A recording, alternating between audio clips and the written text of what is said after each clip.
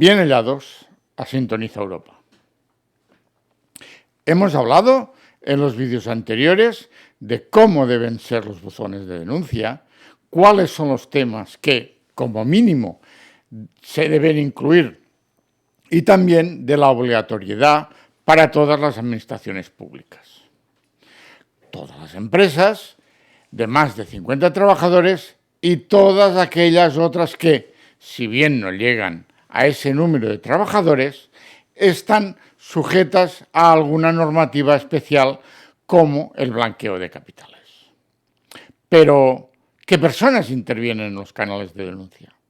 Recordemos que siempre hemos sostenido que era un verdadero proceso previo, gestionado de forma discreta y privada. La primera figura que encontramos es en la Directiva 2019/1987, la llamada alertador o denunciante. Mala traducción del inglés de la palabra whistleblower, que significa el que toca el pito o da la alarma, porque es quien efectúa la denuncia. La segunda, y eso es una gran novedad, es la figura del facilitador, que es aquella persona que auxilia al denunciante y al proceso establecido, con una protección, el facilitador, muy parecida a la del alertador. La tercera es el afectado. En el lenguaje de denunciado, es aquella institución, persona jurídica o también persona física, contra quien se dirige la denuncia. Y la cuarta, el instructor. Curiosamente, esta figura, la del instructor, la que está a cargo del canal de denuncias, no viene, como otras, definida exactamente como tal en la directiva, pero por su actividad queda perfectamente identificada con la acepción que los diversos diccionarios dan a la palabra instructor. Y ese instructor es el que controla al controlador y por tanto debe ser independiente. No debe asumir la figura del DPD ni la de consultor en ninguna de las actividades de la empresa. No puede llevarles la asesoría jurídica externa, la protección de datos, la calidad o el compliance. Esto anula la credibilidad del canal de denuncias. El facilitador es una persona física que asiste a un denunciante en el proceso de denuncia en un contexto laboral y cuya asistencia debe ser confidencial. Es decir, sea o no sea una denuncia anónima, el facilitador debe permanecer siempre en el anonimato frente al propietario del canal.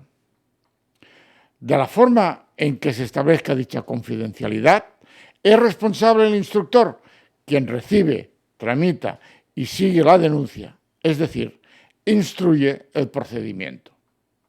El denunciante es una persona física que comunica o revela públicamente información sobre el contexto obtenida en el contexto de sus actividades. La propia directiva establece el concepto de actividad laboral de una manera absolutamente extensiva, alcanzando a todo el universo de quien denuncia y a todo concepto de prestación de servicios. El denunciante, y eso también es novedoso, tiene la facultad de elegir el canal más adecuado para que su denuncia se tramite de la forma que él piensa que se debe tramitar. Si no confía en el canal interno, si el instructor no es públicamente independiente, serio y riguroso, puede escoger un canal externo o ir a la prensa, solo alegándolo, sin consideración de fronteras. La persona afectada es la persona física o jurídica a la que se hace referencia en la denuncia o revelación pública como la persona a la que se atribuye la infracción o con la que se asocia la infracción. La persona afectada en el procedimiento instructor, desde el minuto 1, tiene el derecho a que éste sea un procedimiento con todas las garantías jurídicas, con el fin de poder salvaguardar su derecho de defensa. En aquello que es objeto de la denuncia, se debe tomar todas las medidas destinadas a proteger la integridad y confidencialidad de las investigaciones y procedimientos o los derechos de defensa de las personas afectadas. Para ello, debe entenderse, sin perjuicio de obstaculizar otra cosa que es muy importante y novedoso, la inversión de la carga de la prueba que impone la directiva. Y eso tanto en el canal de denuncias como en los procedimientos nacionales, sean administrativos, civiles, penales o laborales. La directiva no deja de proteger aquellas informaciones que, bien sean incompletas o bien sean erróneas, pero que se pudieran haber presentado con la convicción de que eran correctas. Para filtrar estos casos, precisamente está la figura del instructor y el procedimiento de instrucción. Europa nos pone nuevos nombres, nuevas garantías para cosas viejas.